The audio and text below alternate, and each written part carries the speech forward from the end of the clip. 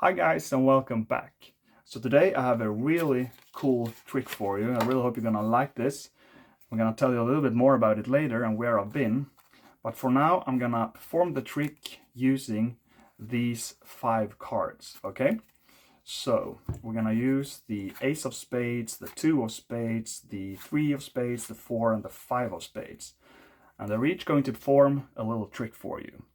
Now, the ace here, it can't really do that much. It's not the most powerful of the bunch, but it can do one pretty cool thing. I place it second from the top. You can see it go in there. I press that button and he comes up straight to the top, okay? So that's pretty cool. Now the two here is a little bit better.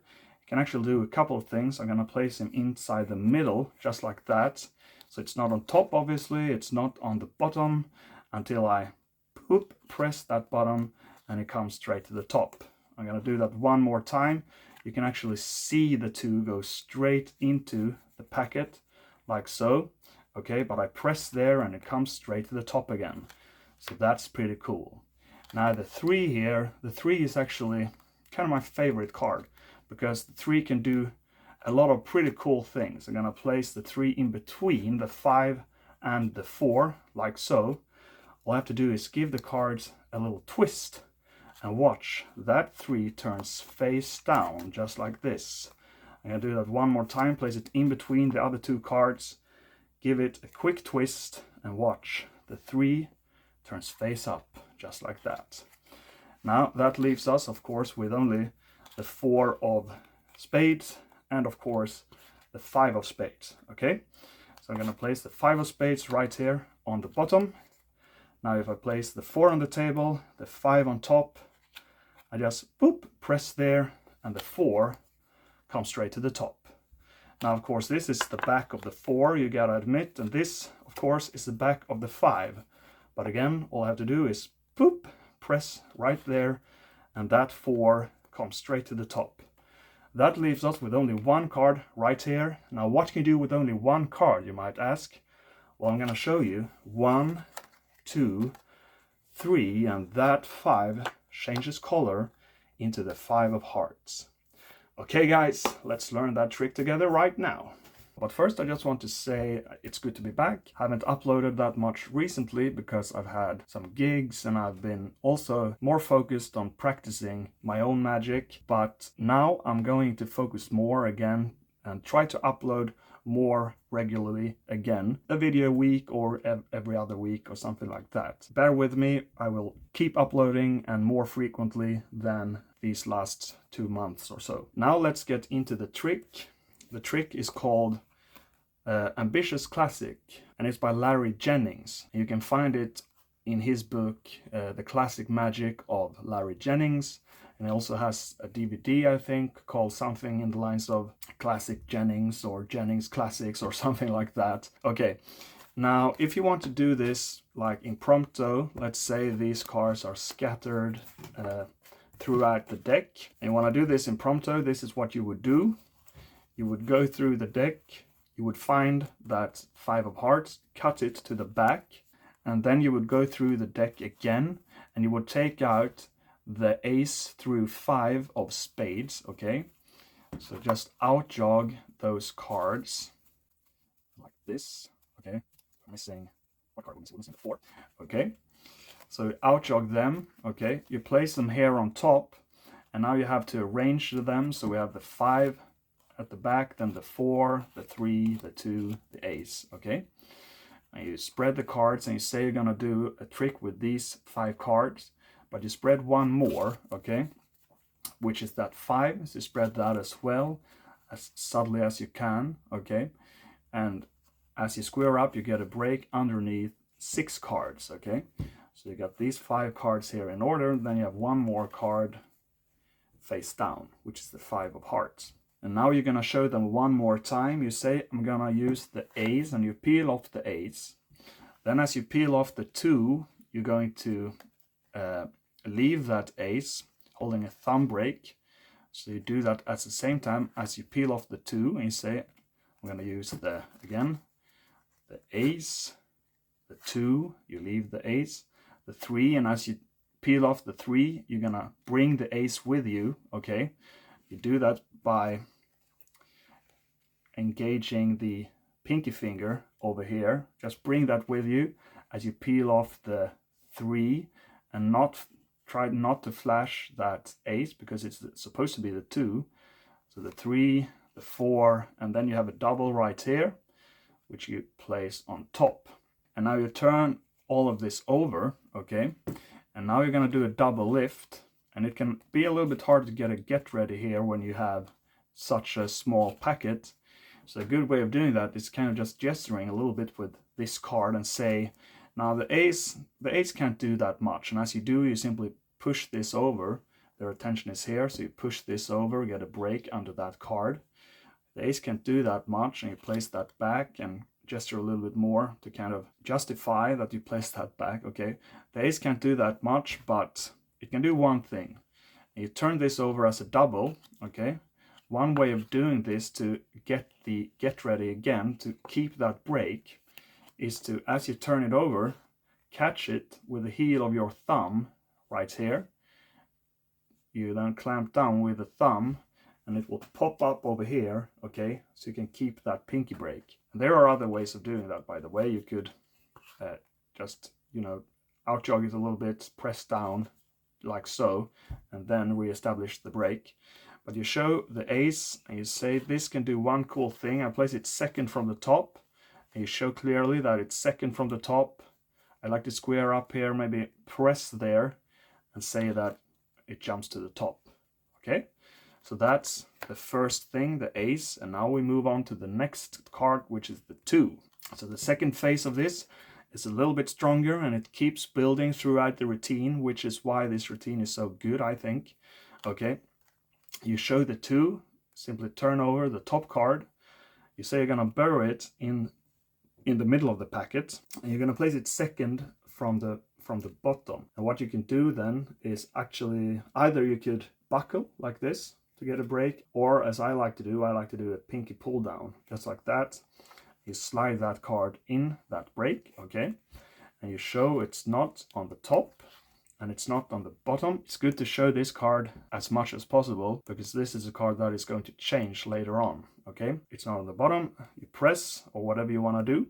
And now you're gonna turn every card over except the bottom one. You can either do, for example, a block push off, okay, pushing everything over except the bottom card. It's not going to be completely square, but you do it and you keep moving all the time, so it doesn't really matter. Or again, I like to do the pinky pull down like so, and simply take everything above that top card, turn it over. What's cool about this is now you can take off this card as a single, because you have a kind of a impromptu double backer situation going on here. So you can simply take that off, show it as a single, which is very convincing, okay? And say you're gonna do it again. You place it in the middle. You can't show the top card this time, but I like to show it very clearly going into the packet.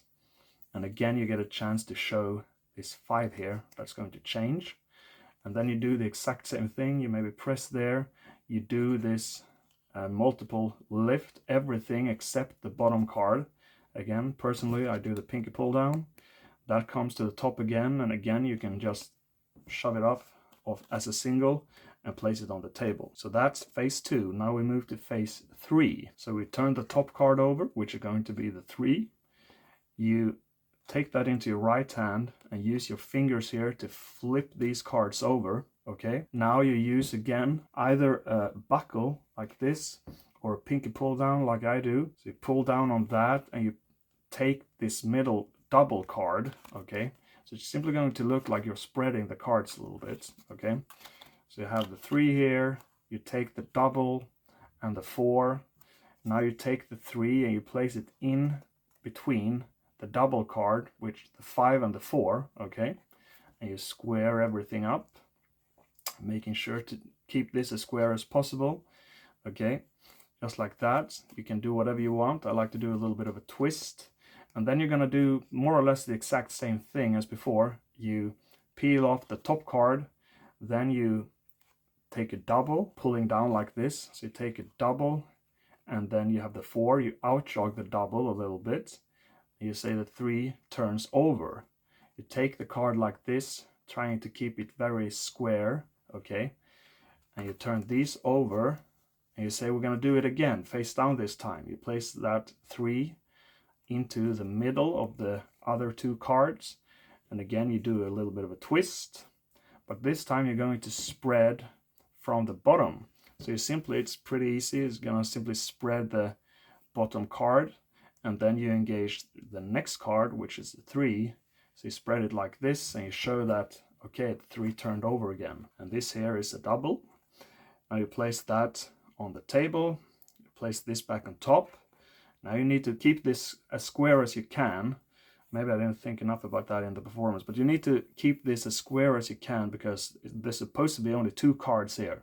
So as you, for example, turn, now we're going to turn this card over, but you don't want to spread like this, so you can see that there are 3 cards.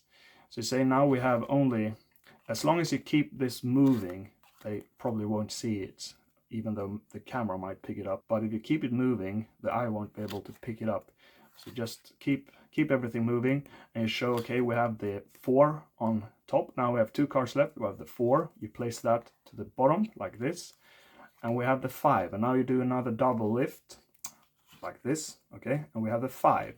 You turn this over, and you say you're placing the 5 on the bottom, but of course it's not 5. Or it's this 5 actually, the red 5. Okay, keeping this square, you place that on the bottom. And you say, okay, I'm going to take the 4 because they think the 5 is on the bottom. So you take the top card, just like that, and then you take the double, and I place the 5 on top. I press, but the 4 comes to the top. And this is just a single lift right here. And now you want to be very clear, okay, this is the 4, and obviously this is the back of the 4. Now you keep everything together and slide that 5 from the bottom. And this, of course, is the 5. And this is the back of the 5, of course. Okay? And you place that 5 on top. You do the little pushing thing or whatever you want to do. And now you're going to do another double lift. Okay? And you show that the 4 comes to the top. Okay? So now you have a double here on top. You're going to take that double and you're going to place it on the table, okay? Obviously, you don't want to spread it as you place it to the table. The thing that I have found works for me is you take the card like this, you place it as close to the table as possible, place this finger to the mat, and then you use your nail here of this finger, the index finger, to press it down, okay? Then you let go of the other fingers as you keep pressing down, and you lift. And you want to use your nail because if you use the pad, there's much more friction, so you might accidentally spread the cards, and you don't want to do that. But as you do this, as you place this down, you get the attention over here, so even if you spread a little bit, they hopefully won't notice it. Okay, now you only have 1 card left, and here comes the little surprise kicker ending. Like, what can you do with only 1 card? You can't make it come to the top, because it's only 1 card, right? And you do whatever little flurries you want to do to turn that card into a red 5. I like the through the fist flourish here. At the beginning you place it on your fingers, okay, and then you use your thumb to press that card through the fist. I like to do that twice, and the 3rd time instead you place it on the palm of your hand instead, which makes it turn over just like that. Okay, so that's pretty cool. As I said, this is by Larry Jennings. I like this little packet trick. I don't do that many packet tricks, but I actually like this one because, as I said, it builds up very nicely. Each face builds up a little bit and gets a little bit stronger, and it has a really nice surprise at the end. So I really hope you like this. Next video, I hope to do what I consider to be the very most important move in card magic, more or less. One of the very best moves you can learn, the best investment you can do for your card magic. So stay tuned for that next video. For now, thank you so much for watching. See you next time. Bye bye.